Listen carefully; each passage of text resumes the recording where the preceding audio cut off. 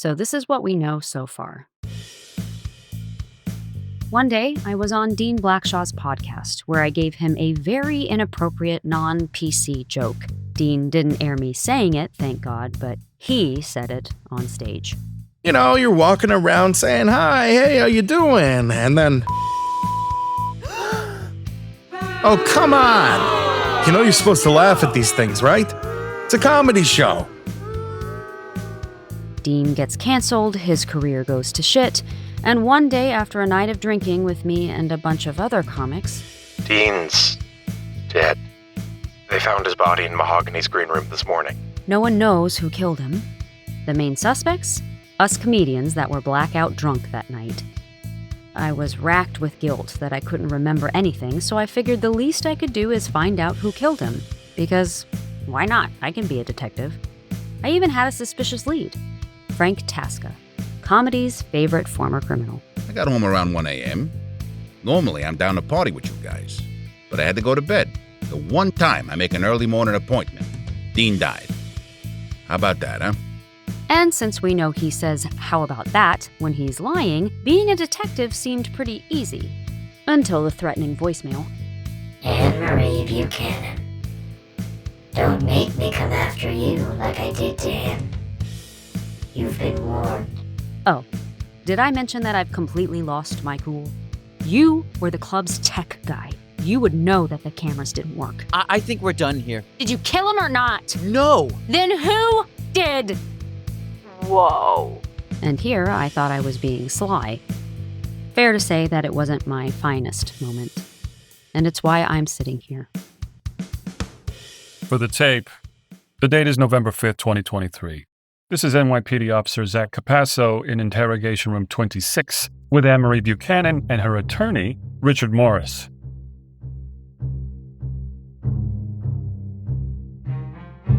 Dean's Killer Joke, Episode 3, Double Act.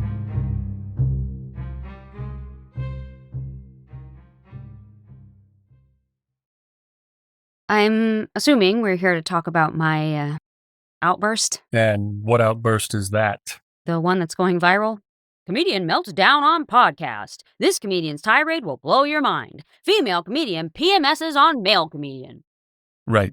Sorry, I wasn't sure because I wouldn't say what you did was an outburst. Thank you. I'd say it was a pain in my ass and an obstruction of justice.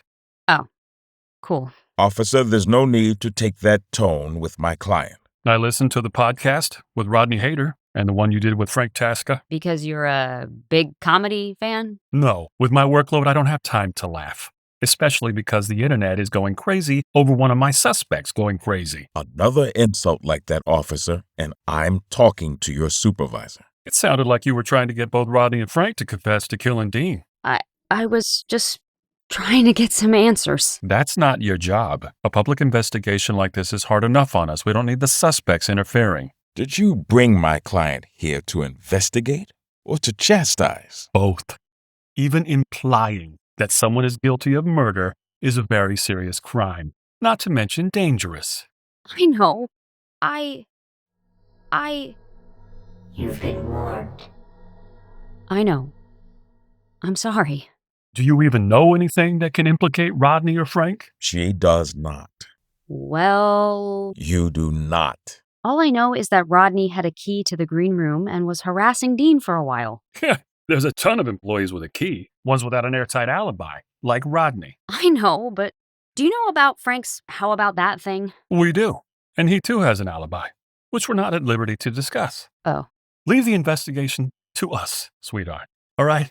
Now, why don't we go over that night in the green room again? I didn't tell Officer Capasso about the voicemail. While it scared me, I honestly sort of wrote it off at the time. There were thousands of comments on those articles I mentioned calling me a dumb bitch who was going to get myself killed. The voicemail was probably just another troll who somehow got my number. That's what I was telling myself, anyway. Telling the cops about it would have made the threat real. Besides, why would I feel safe telling that guy that I was in danger? Calling me sweetheart? What kind of old school patriarchy shit is that? I wanted to twist his balls off, but instead, I kept my cool and focused on rebuilding my public image. Okay, well, it's great meeting you. Should we get started? Yeah, I guess. This is Malcolm Atwater. He's cute, with a nervous smile and black hair, a few burritos away from being in shape. He's dressed professionally in a button-down and chinos, but it just makes him look dorkier. He's got a John Mulaney sticker on his laptop, Seinfeld and Office Space pop figures, and a ton of other comedy memorabilia scattered around his cubicle at the Village Independent offices. He's the paper's go-to reporter for anything that has to do with comedy. I was honored that you reached out. Nervous, but honored. Why nervous? I'm just a fan of your podcast. And you, too. Thanks. Does that mean you listened to the podcast with Rodney Hayter? I did, yeah. I was hoping you could help me with some damage control from that, so he doesn't sue me for slander. Don't print that, though. Hey, don't worry. I'm not a gotcha kind of journalist. I was not thinking clearly when I embarrassingly accused Rodney of murdering Dean. Dean's death has been hard on me, and I've been acting out. What I did and said was completely inappropriate and not fair to Rodney. And that's on the record. Yeah. Your recorder was on, right? Always is. What you did was understandable. Dean was your friend, and Rodney was kind of a dick to him before he died. Your words, not mine. He's been getting a lot of press lately. Do you think it's warranted? That feels like a trap, Mr. Not a Gotcha journalist. I'm sorry. But Rodney sucks, right? I mean, we're all thinking it. His bits are just recycled Bo Burnham jokes without the music. He's playing the victim card with you like he's the Greta Thunberg of podcasting, except whereas Greta Thunberg is a badass, Rodney is just riding the coattails of Dean's death. Whoa. Sorry, that wasn't professional. To be honest, I've hated Rodney ever since he started his whole protest shtick. I'm a big Dean fan. Really? Yeah, and I know Dean was wrong and what he said was fucked up, but I don't know. After listening to his podcast all these years, I know that was a good guy. It's just horrible how it all played out. I agree with you. Are you sure you're not tricking me? Can I show you something? Okay. Follow me. Malcolm led me down the hallway to another office. I gave the cleaning guy $50 to give me the keys to this empty office. I spend a lot of time here. Come in. Holy shit. In the center of the room was what I can only describe as a murder board. You're damn right, holy shit. Check it out. Like some bad movie, pictures of me, Frank, Austin, Carla, Kenny, Rodney, any and all suspects were thumbtacked to a giant corkboard around a picture of Dean. I got the timeline right here. These post-its are just random thoughts. I'm not sure what to do with them yet. These are witness statements. This is a Chinese food menu from down the street. Why are you showing me this? This is my life. This is Dean's death. It's not. I'm sorry. I should have been more sensitive. What you and all those dumb trolls online need to understand is that this isn't some true crime mystery for you and Reddit to... I want to help you.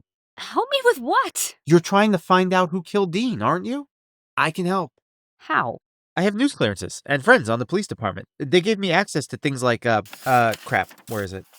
Here. Things like this. And this is... a transcript of Austin Cooper's police interrogation. He told the police that he lent money to Dean when all of his shows were getting canceled. Yeah, they're good friends. Well, the cops think that he may have gotten sick of waiting for Dean to pay him back and, pew pew. Don't do sound effects when talking about the worst night of my life. Sorry. My point is, Austin is their main suspect. That's ridiculous. If anything, they should be looking more at Frank because... No, I'm not talking about this with you. Frank's got an alibi. He's out of the running. And your cop friend told you that? Why? 'Cause we're bros? And besides, his alibi is public info now. Did you hear his latest podcast? Here, listen. Look, I know yous all caught my little tell on that episode with Anne Marie, so I ain't as slick as I used to be. Not that it's any of you internet fucks' business, but yeah, I lied. I didn't have to wake up early the next morning. I just left early to go fuck this married broad. I was trying to keep it a secret, but she ended it after she heard the fucking podcast. So there you go. That's the truth. And hey, your boy's single now. So if you got big tits and After that, he kind of goes on about what kind of girls he likes. It's grossly specific and uncomfortable because I like the same things. And the cops believe him? And I think they must have gotten in touch with the married lady and confirmed it. Okay, then maybe Frank is innocent, but that doesn't mean that Austin isn't. He wouldn't do that. None of you guys would have. Austin, though. He's got motive. He just wouldn't, all right? Oh. Is this because you guys used to, What'd I say about sound effects? that episode you did where you and Michelle roasted his dick in front of him? That was hysterical. Top 5. You really do listen. I eat up any content that involves Dean and his friends. Dean's podcast helped me through finals, deadlines, a recent breakup, some real rough times, and then he died. Now I want to help him. Shit, that's me. Sorry. It's from a private number. Nope, I am not answering that. Is everything okay? They left a voicemail. I think... You know what? Fine. You want to help? Help me with this. I hope you didn't tell the police about me today. I'll know if you're helping them. Not that you can. Is someone stalking you? Maybe this wasn't a troll after all.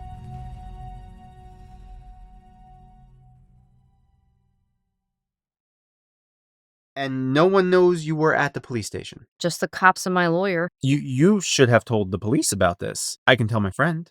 No, I don't want them involved. What if this guy sees me going to the station and kills me right there? Well, if it is the killer, then maybe it's not a he. Forgive me that I didn't ask for their pronouns while they threatened me. Hear me out. That voice sounds like some kind of voice modulator. And Carla Stawarski is the only one of you suspects that uses one of those on her podcast. Carla's solo podcast, separate from the one she does with Dean, is called the Carla Stawarski Hour. It's where her and her producers sit around a table and do bits. A popular one is when Carla uses a voice changer to pretend to be anyone, like her kids. Mommy, are you ever coming home? You want braces? Mommy's got a joke about dicks or suck dicks. And I don't do well in the streets. Or an angry listener.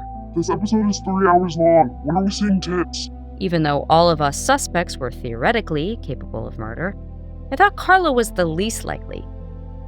Besides me, of course. I mean, just listen to her stand-up. I live a good life. I married the sweetest man. We got a white picket fence. I made apple pie the other day. Life is good. Basically became my mom. Carla lives a Norman Rockwell life. She's one of the only well-adjusted comedians I know. If she's not doing stand-up at night, she's at her kid's soccer game or doing charity work, baking cookies. She's not a murderer. And I know that I sound like the unsuspecting neighbor in a housewife gone bad Lifetime murder movie, but it's true. Changing your voice isn't hard, though. We all have computers. Anyone can do that. I guess that's true, but have you heard all the talk about her? No? Oh, my friend, we are about to go down a YouTube conspiracy rabbit hole. This guy makes a bunch of podcast compilations. Okay, so we know that since Dean got canceled, all of the comedy podcasts have been deading the guy. No pun intended. And Dean hated that. Check it. I've lost all my friends. That's what really hurts. Oh, comics are family. Ride or die. Please. You all just want to protect yourselves. He could obviously be talking about anyone, but I think he's talking about Carla. Why? Because Carla has been a self-protecting hoe bag from day one. Warning, all of his fair points are buried under misogyny. It's the internet. Shh. Not only was Carla one of the last people to see Dean alive, she was the co-host of Dean's other podcast, Riff Around. Dean and Carla went wild on that podcast. Nothing was too far, so they had to censor a lot of it. These fucking... No! Cut that whole part. None of it's usable. Too wild, too wild. Oh, you loved it. Not enough to lose my job. Thank God I downloaded these. A lot of the stuff was taken down when Dean got canceled. And no wonder they did. It's full of cancelable stuff. But this stereotype, it's, sort of true. Watermelon. No. Who you talking to, you fucking Goomba? Yeah, no one cares if you make fun of Italians. At some point after Dean's death, people started wondering, doesn't Dean run all of his bits through Carla? She must have approved of the one that canceled him, right? Well, not according to her. Yeah, me and Dean told each other our jokes, but I never heard that one. It crossed a line, and that's all I have to say about it. You seem to imply otherwise a week later, bitch. Look, Dean was going to say whatever he wanted to say, no matter what I told him. And then the next week, I knew that bit was trouble from the start, but I never expected this. besides these totally suspicious statements, Carla only mentioned Dean to say that she wasn't responsible for him. She acted like she didn't know him. Like, yeah, we'd see each other at the clubs and do the podcast, but like, our manager set the podcast up. We're not two dudes in a basement, we're in a studio. This is our job. We're work friends. I winced hearing that, knowing that I said the same thing to Rodney. She's obviously not a ride or die bitch. Dean knew that, and he started subtly calling her out. Everyone's acting like they've never said anything horrible, that they're all fucking saints. I have hours and hours of everyone saying way worse shit than I did. Oh, you know what? Especially one of them. I could release that if I wanted to, but I don't, because I'm a real friend. Who do you think he's talking about? Me.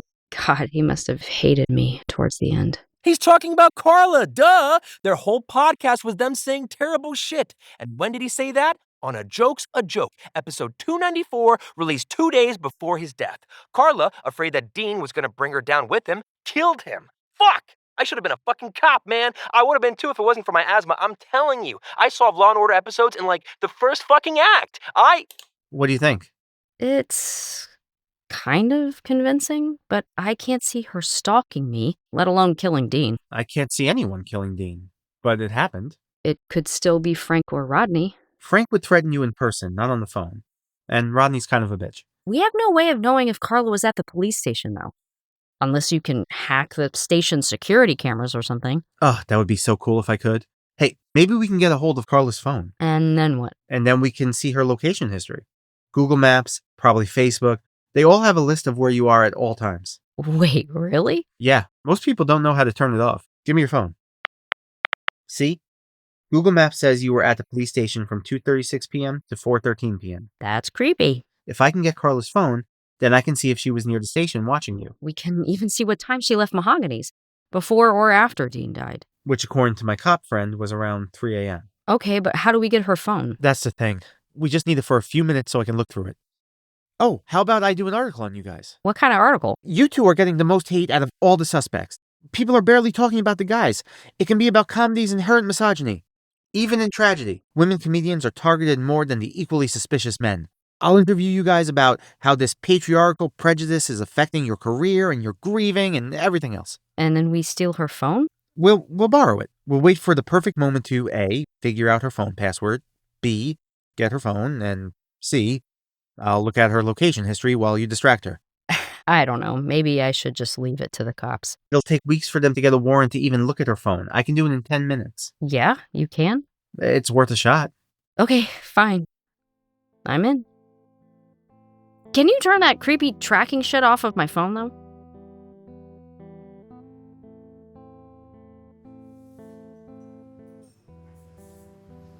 Malcolm and I met Carla at a coffee shop 2 days later. It felt good to go undercover with someone else instead of flailing by myself on a podcast. You're not cold? Not really. Did I tell you I lost my leather jacket? The brown one? No, you look so cute in that. Cute? I look like a badass. Here you go. 2 coffees. Thanks. So, where were we? We were talking about Dean's joke, how you guys felt about it. It was fucked up, but he didn't deserve his life falling apart and then, ending. I heard moms at my PTA meeting saying that they hope their kids don't hear it and repeat it. Well, keep an eye on your kids then. Don't ruin a guy's career because you can't control what your kids are watching. Did you feel the same way before Dean died? Yeah, of course, but I'm not really thinking about joke ethics now. I'm just grieving. Plus, I'm just loaded with guilt. About what exactly? I don't know. I guess survivor's guilt? Yeah, same for me. And maybe also, I could have done something guilt. Exactly. None of us remember that night. Not only do we not have closure about Dean, but it was literally like we went from partying with him to waking up and him being gone. We time traveled to the worst possible universe, and now we're being attacked like we did it. I just want my friend back. I want my fucking friend back, dude. Carla teared up a bit talking about Dean. Listening to her was like hearing my own thoughts and regrets being mirrored back to me. I wanted to hug her, if only to give myself some comfort and support. You mind if I just go to the bathroom and take a second? Of course. I wanted to help her, but she left her phone at the table and I had a job to do. Did she unlock her phone at any point? Did you see her password? She did, but she typed it in too quick. And I was already failing at it. I don't suppose it's 0000? No. Alright, we got 4 more tries before it locks us out. Wait, Facebook says her birthday is March 26th? 0326. There we go. We're in. Keep an eye on the bathroom. What time were you at the police station again? 2:30 to 4:30? And it's nowhere near the Trader Joe's on 58th, right? No. Okay, so it wasn't her. What about when Dean died? What time did she leave the club? I gotta scroll back a while for that. Fuck. What? I went too far back. Whew, she ate a lot of Chipotle in 2016. And there's no doctor's visits either, no dentist. Man, if she is not a murderer, I hope she takes care of herself. She's doing great. Hurry up. I'm scrolling. Shit, she's coming. Here we go. I'll write these times down and we'll regroup later. Getting closer. Here. Don't give it to me. What are you doing with my phone? Sorry. I saw that your son texted and I was just like, OMG, what if it's an emergency? I've been on edge since everything, you know? I see danger everywhere. Oh, okay. I thought you were just being a dick and texting something ridiculous to someone. Michelle does that to me all the time. By the way, can we go somewhere else? That guy over there has been staring at us for a while. Carla points to a man a few tables away from us and he immediately looks the other way. A tall, lanky frame with a patchy beard, a plain black hat. His eyes dart back to us, checking if we're still watching him. How long has he been here? I think he walked in around the time we did. He's probably just a fan, but he gives me the creeps. Yeah, probably just a fan. Or my stalker. I lock eyes with Malcolm. This coffee sucks anyway. I know a better place.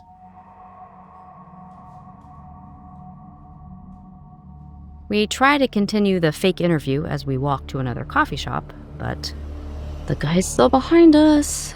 I guess I can fight him if he starts something. I have a green belt in kickboxing. Kickboxing doesn't give belts. They do if you ask politely. He's getting closer, and to be honest, so was a panic attack. You're fine. He's not going to do anything. My mind spiraled. He was going to make good on his voicemail threats. He was going to show up at my apartment and peel off my skin. I should have told the cops about him. Stupid. You've never seen this guy before, right? No. Neither have I, but have you been getting weird phone calls? You too? Yeah, I've been keeping my kids home from school because of them. Do the police know? Yeah. They told me it was probably just kids making prank calls. Great. They're useless. What now? Okay. Enough messing around. It's my duty as a journalist to step up and protect my subjects. That's what Batman would do. Or maybe Superman in this situation, because journalism. Clark Kent was a journalist, you see. He was in love with Lois Lane, and that... Well, okay, so I'm not in love with either of you. I just wanted to say that off the bat for... Not to say that you're not attracted. You are. You're very attractive. But I mean, okay. Point is, let's do this. God damn it, you're a nerd. I got a better idea. Follow me. Carla led us and our new friend for a block or two, and then took a sharp turn down a dead-end alley. Aren't we just trapping ourselves? No, we're trapping him. Carla pulls me and Malcolm a couple of feet into the alley, and once the guy appears at the entryway... Who are you? Don't shoot! She whips out a gun from her purse. Holy shit! Oh, we're all gonna die. Why are you following us? I'm just a fan. The gun rattles in Carla's hand. She obviously has never done this before. She's just a scared, frantic mom. Carla, calm down. No. I am sick of me and my family being terrorized by assholes like this. I'm sick of the comments and the calls and the videos and the accusations. I just wanted a selfie. Empty your pockets. We're robbing him now? All I got is my cell phone and my wallet. Any weapons? None. Carla slowly walks towards the guy and takes his wallet. She checks his ID. Adam Goldbeck? That's me, yeah? I've got your address now. If I ever see you again, I'll show up at your apartment, okay? You got it. And I better not see any tweets or Instagrams or anything about this, all right? I won't say anything. YouTube either. I don't watch YouTube. Well, my channel's called the Carla Stawarski Hour. Like and subscribe. I will? Get out of here. Carla turns to us. This isn't going to be in the article, right? Nope. I'll say or won't say whatever somebody with a gun wants. If you've got the gun, you're the editor. The pen is mightier than the sword, but not the gun. Okay, cool. We can do this another day, yeah? Yeah, totally. I'm free whenever. Great. I'm going to go. Sorry about all that. Why don't we regroup and talk later? Yeah. Damn it. What? Nothing. I got scared, and a little pee may have come out. Jesus, Malcolm.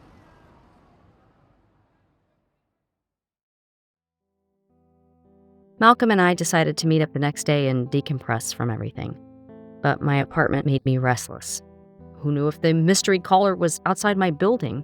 Who knew if Carla was? Who the fuck knew Carla had a gun? With all this in my mind, against my better judgment, I ended up where I always do when I want to shut my brain off. Hey? Austin's apartment. Hey. What are you doing? Shaking my protein drink? Of course you are. Are you dating anyone right now? Nope. Great. Take off your pants.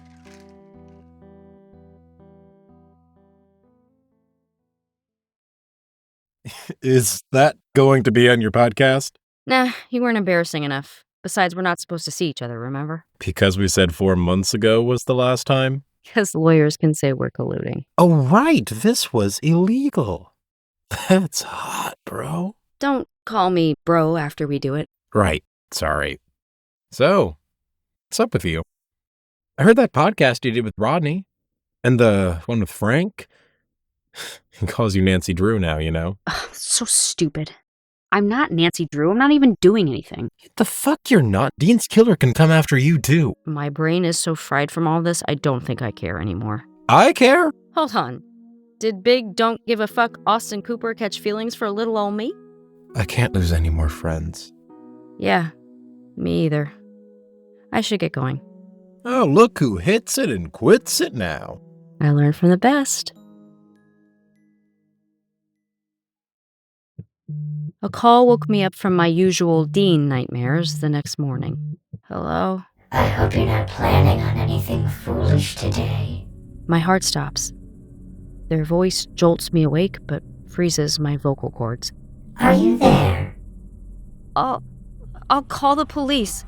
What could they possibly do? They'll put a car outside your apartment.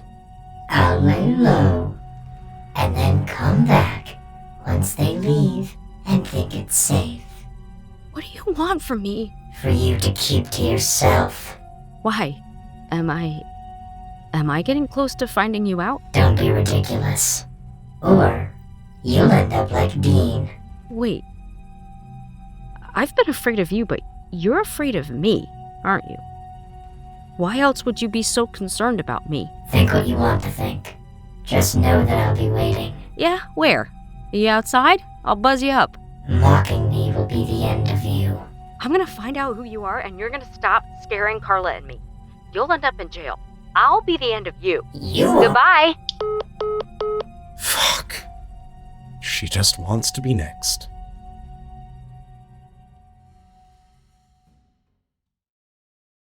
So according to Carla's phone, she left Mahogany's around 1:30 a.m. And Dean died at 3, right?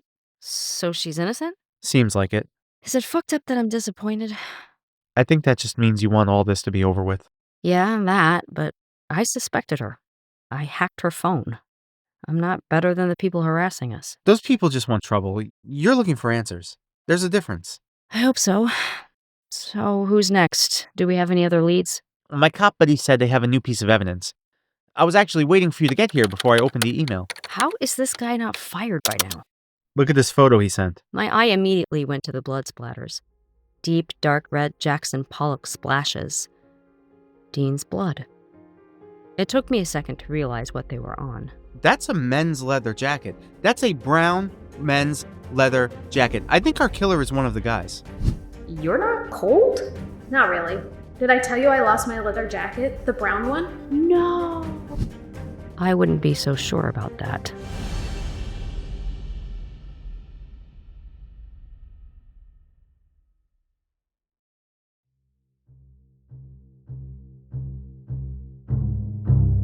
Dean's Killer Joke is a production of Evagation Media. Please rate and review wherever you listen to podcasts and follow us on social media at Dean's Killer Joke. Written, directed, and produced by Brandon Rizzuto. Anne-Marie Buchanan is played by me, Jennifer Anderson. Dean Blackshaw is played by Jack Douglas. Malcolm Atwater is played by Tom Rizzuto. Carla Stawarski is played by Caitlin Krieg. Austin Cooper and Modulated Voice are played by Benjamin Juris. Officer Capasso is played by Jay Hazen. Richard Morris is played by Anthony Arroyo. Podcast YouTuber is played by Michael Ursu. Frank Tasca is played by Ken Petrie. Adam Goldbeck is played by Larry Oblander. Rodney Hayter is played by Brian DiRamundo. Melissa is played by Christina Molina. Original music and theme music by Tom Rizzuto. Music and sound effects courtesy of Epidemic Sound. Audio editing by Tom Sullivan at Audiography and Brandon Rizzuto. Podcast cover art and promotional artwork by Sarah Shong.